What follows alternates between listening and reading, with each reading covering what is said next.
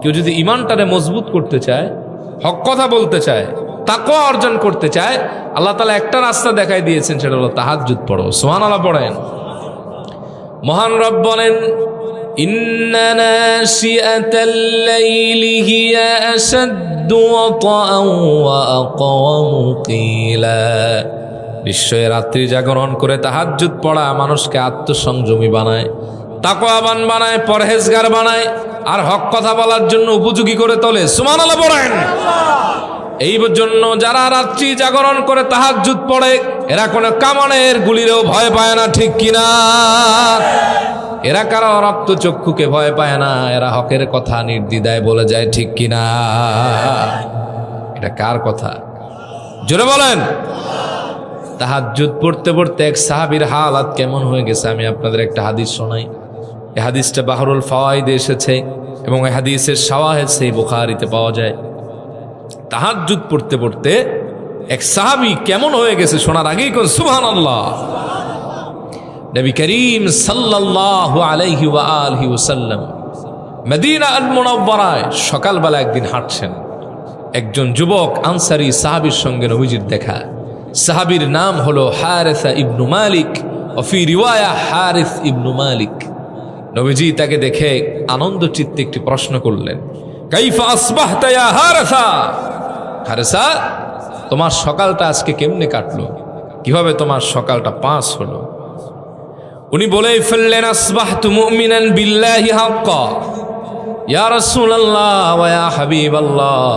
আমার সকালটা আজকে প্রকৃত একজন ইমানদার হিসাবে কেটেছে। সাহস কি দেখছেন? যেই নবীজি হা বললে হালাল হয়ে যায়, না বললে হারাম হয়ে যায়, তিনি কারো দিকে ইশারা করে উম্মত বলে পরিচয় দিলে জাহান্নাম বন্ধ হয়ে তার জন্য জান্নাত ওপেন হয়ে যায়। নবীজি বললেন, উনজুর ইলা মা তাকুল। সাহাবী, তুমি কি বলছো? What are you talking man? You have to justify by your own intellectual power. তুমি আমি রসুলের সামনে বললা কি? একটু চিন্তা করো, গভীরভাবে ভেবে দেখো। ফাইন্না লিকুল্লি কাউলিন হাকিকাহ। প্রত্যেকটি কথার একটা গভীরতা থাকে, সিগনিফিকেন্স থাকে, তাৎপর্য থাকে। তুমি কি বুঝাতে চাইলা বলো? সাহাবী বললেন, কদ আযাফতু নাফসি আনিদ দুনিয়া। ওগো নবীজি, আমি এটাই বোঝালাম, আল্লাহ পাক আমার অন্তর থেকে দুনিয়া হারাম করেছেন। আমার এই অন্তরে দুনিয়ার কোনো আকর্ষণ নাই, দুনিয়া থেকে আমি আমার অন্তরটারে পাক বানায় নিয়েছি। এই অন্তরে দুনিয়ার কোনো লোভ নাই, মায়া নাই, আকর্ষণ নাই, আছে আল্লাহর ভয় আর তার হাবিবের জন্য ভালোবাসা। সুবহানাল্লাহ পড়েন। নবীজি বললেন, কেমন করে তুমি অন্তরটারে পাক বানালা বলো? সাহাবী বললেন, ইয়া রাসূলুল্লাহ ওয়া ইয়া হাবিবাল্লাহ, যখন মানুষ ঘুমিয়ে গেছে, নিভৃতে নির্জনে আমি একাকী দাঁড়িয়ে দাঁড়িয়ে সালাত আদায় করেছি, আর আমি আমার অন্তরকে ঈমান দ্বারা পরিপূর্ণ করার জন্য, তাকওয়া দ্বারা ভরপুর করার জন্য দিনের পর দিন রোজা রেখেছি।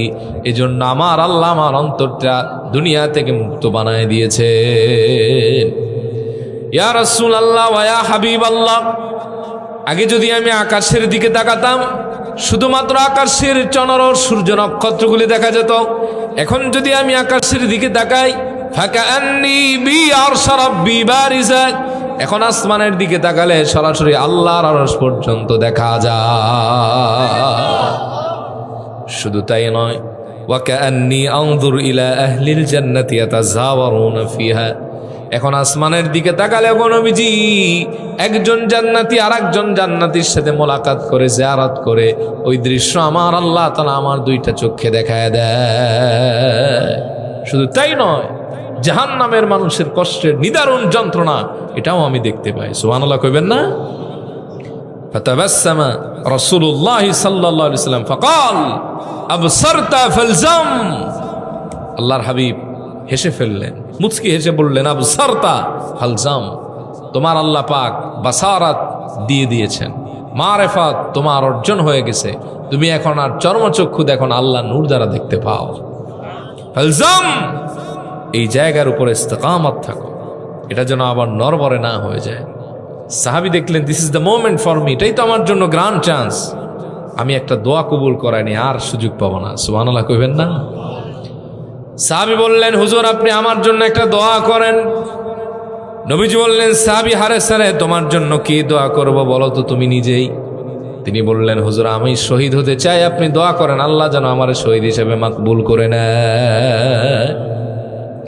ফাদাআ লাহু রাসূলুল্লাহ সাল্লাল্লাহু আলাইহি ওয়া আলিহি ওয়াসাল্লাম, আল্লাহর হাবিব তার জন্য দুহাত তুলে দোয়া করলেন, আল্লাহ আমার হারেসাকে তুমি শহীদ বানায় দাও।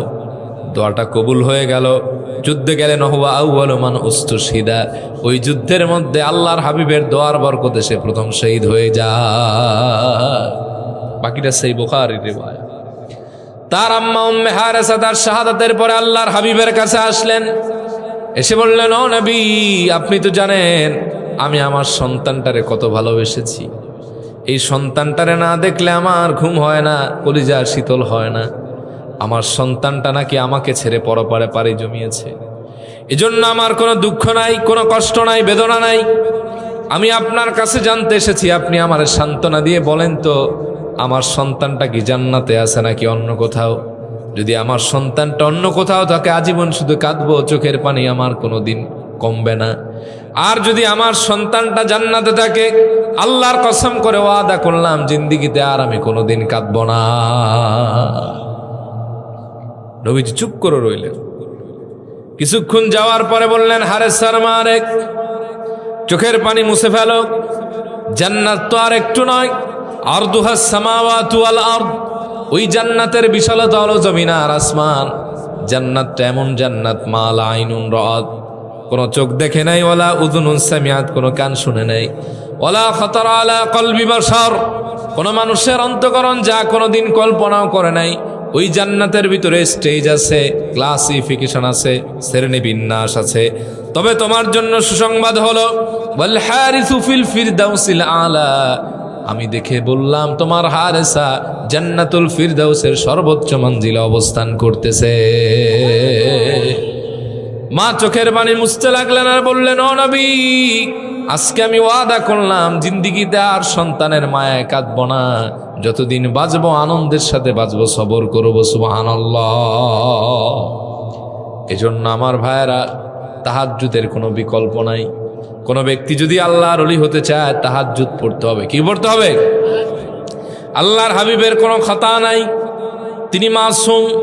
সেই নবীজি রাতের বেলায় যখন সালাতে দাঁড়াতেন, সেই বুখারীর কিতাবুস সালাতের বর্ণনা, ওয়ান আয়েশা রাদিয়াল্লাহু তাআলা আনহা قالت أن نبي الله صلى الله عليه وسلم كان يقوم في الليل حتى تتفطر قدماه.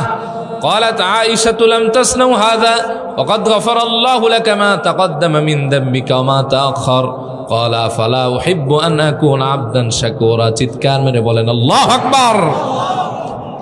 আম্মা জান আয়েশা সালামুল্লাহি আলাইহা তিনি বলেন, আমার নবীজি যখন রাতের বেলা তাহাজ্জুদ সালাতে দাঁড়াতেন, আমার নবীজির সালাতটা এত লম্বা হয়ে যেত, রাসূলুল্লাহর গোড়ালি মুবারক ফেটে যেত। আমি বললাম, ইয়া রাসূলুল্লাহ এত কষ্ট আপনি কেন করেন? আল্লাহ তো আপনাকে আগেই জানিয়ে দিয়েছেন আপনার পূর্বের পেছনের খাতা মাফ, আপনি মাসুম, এত কষ্ট না করলে হয় না? নবীজি বলেছেন, আফালা উহিব্বু আন আকুনা আবদান শাকুরা, তুমি কি চাও না আমি আল্লাহ তাআলার কাছে শুকরগুজারি বান্দা হিসেবে পরিচিত হই? সুবহানাল্লাহ। কইতে মন চায় না? দোয়া কবুল হয় না, তাহাজ্জুদ পড়ে। অনেক মানুষের সন্তান হয় না, মাজারে গিয়ে সিন্নি মান্নত করে, এরকম আছে না নাই? সন্তান হয় না, বিভিন্ন ভণ্ড পীরের মুরিদ হয়ে যায়, এরকম আছে না নাই? আহা, সন্তান হয় না, এত চিকিৎসা করে, ভালো কথা, কিন্তু 1 লাখের ভিতরে যদি জিজ্ঞেস করেন 5 জন পাইবেন না যে সারা রাত একটু রোনাজারি করে আল্লাহর কাছে সন্তান চাইছে। পাওয়া যাবে? অথচ আল্লাহর হাবিবকে বলা হয়েছে আইয়ু দুআ ইয়াসমা, কোন দোয়া কবুল হয়ে যায়? নবীজি বলেছেন জাওফা লাইলিল আখির, শেষ রাতের দোয়া, আর দুবুরাস সালাওয়াতিন মাকতুবাত, ফরজ নামাজের পরে দোয়া। সুবহানাল্লাহ পড়েন। ফরজ নামাজের পরে দোয়া করেননি আপনারা? নাকি ফতোয়ায় সব গুটাই নিছেন? হ্যাঁ, আহা, এখন তো ফিতনা ফাত্তান বের হয়েছে কিছু, এটা লাগবে না ওটা লাগবে না, লাগবে কি তোর বাপের মাথা? কথা কন ঠিক কিনা? এরকম বহু লোক আছে। তো ফরজ নামাজের পরে দোয়া কবুল হয়, আর শেষ রাতে দোয়া কবুল হয়। সুবহানাল্লাহ কইতে মন চায় না? আওয়াজ করে বলেন আল্লাহু আকবার। সেই মুসলিমে হাদিস আসছে, ইন্নাল্লাহ রাব্বুনা আযজা ওয়া জাল ইয়ানজিলু ইলা সামাঈদ দুনিয়া।